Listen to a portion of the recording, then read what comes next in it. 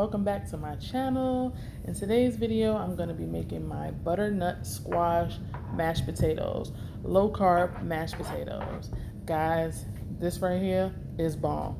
If you love cauliflower mashed potatoes, good for you, but I don't. So here we go with the butternut squash version. This is the first step to my low-carb shepherd's pie recipe, which I will be linking down below in the description box if you guys want to check that out. But first, what we're going to do here is I cleaned out my butternut squash, as you can see, and put it on the pan. I'm going to put a tiny bit of oil on top of the butternut squash and rub that in. See, just like that. Drizzle, drizzle, drizzle, drizzle. Yeah. And then I'm going to put a tiny bit of salt and a little black pepper, probably because I love black pepper, and that's just how I roll. At this point, I'm going to set my oven to 450 degrees, guys, and I'm going to use my trusty dusty timer because I'm super forgetful, and I'm going to set it to 20 minutes. Now, after I've recorded this, I actually added about 15 more minutes to my timer, just so that I can get a tender squash.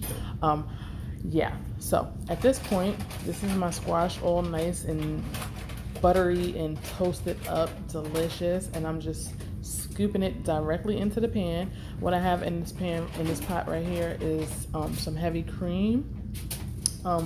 Side note, don't do like I did. Don't put the heavy cream in first, because I actually put a little bit more, which made me have to fix that at the end. But yeah, cream last, okay? But anyway, butternut squash goes into the pan, guys.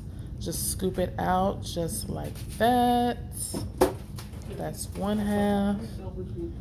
And here's the other half. My butternut squash was super, super soft, which is why you see my skin breaking underneath the fork pressure, because that's how tender it was, which is why you probably won't need as much heavy cream in this recipe. But yeah, scoop, scoop, scoop. Get all your good squash out of there. We waste not, want not, honey. Okay? Look at that. It was just breaking up on me, guys, like nobody's business, but it is what it is. All right, so now that we got all of our squash in the pan, we're gonna start adding some flavor to this pot. And right here, I have a little garlic powder. You can't do nothing without garlic powder, especially at my house. And then we have a little salt just to bring out the flavor of the butternut squash. You don't have to use too much. Everything in this recipe is gonna be seasoned to taste, okay? And here we have a little black pepper, of course. And then I have a little total seasoning.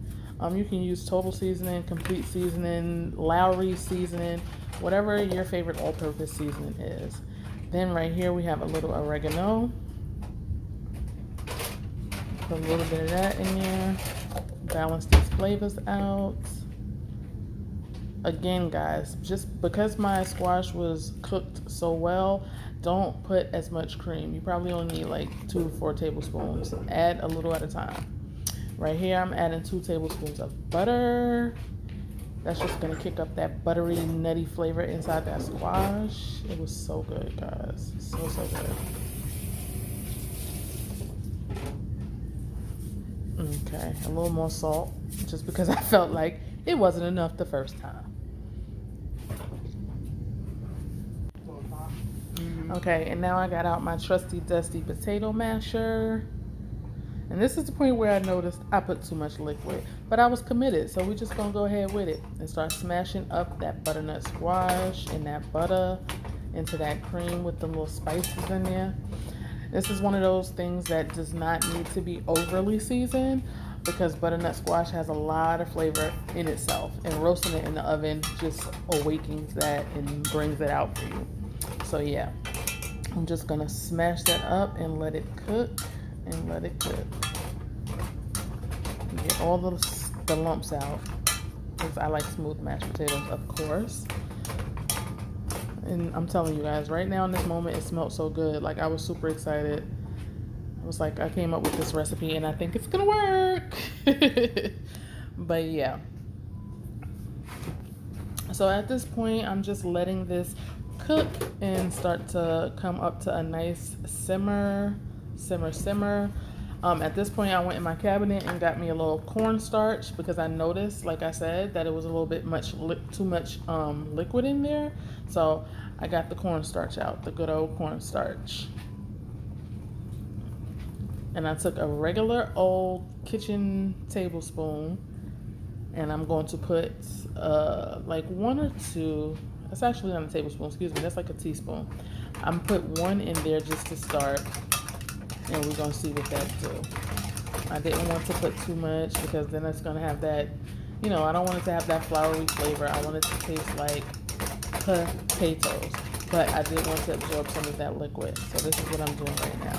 And I'm just mashing it up some more and mixing it up to get it as smooth as possible.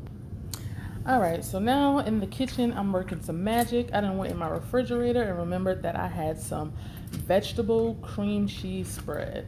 And I thought this might be a great addition to this butternut squash mashed potatoes, just to give it a little depth of flavor and switch the game up a little bit, because that's what I like to do. At this point, I'm going to add a little more garlic. And just mix that in. As you can see, the cornstarch did help absorb some of that water. It could have been a little thicker, but this was the first time I tried it, so it is what it is. Next time I know what to do and what not to do. But yes, I'm just gonna mix that up, and then I'm gonna take it off the heat so that it has a chance to thicken up and just set and get ready for the next step in this recipe. All right, so me being me, I was not satisfied with the amount of liquid in here, so I went back in with just another teaspoon, I think 2, I wasn't really paying attention, but 2 of the cornstarch. And now it's starting to look a little more how I want it. But again, don't worry about that part, guys. Outside of that, this recipe is super bomb. Just don't do what I did. Don't add your liquid first. I repeat, do not add your liquid first. So yeah, now I'm just checking the texture right here at this portion of the video. As you can see, it's pretty thick, but pretty loose. But whatever, we're gonna go with it. The flavor was bomb. It tasted delicious, I can tell you that much. But yeah, I'm just showing you guys the texture of these mashed potatoes. And again, we're moving it off the heat so it has a chance to set up and do what it do. Let me stop touching it because I'm OCD. All right, guys, and here is the finished product of my butternut squash mashed potatoes. I just had to plate it up and let you guys see what it's hitting for. And baby, when I tell you this thing was delicious, this will make a perfect side dish for any meal, I promise you.